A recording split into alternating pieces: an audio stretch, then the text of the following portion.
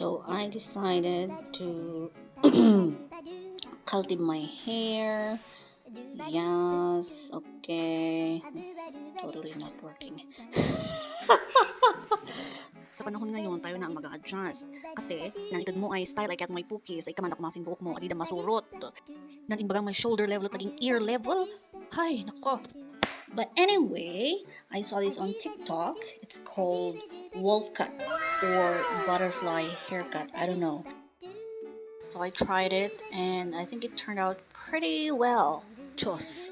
Yes. Ah, naimpis lang launay ng buko isang adyo na kaila.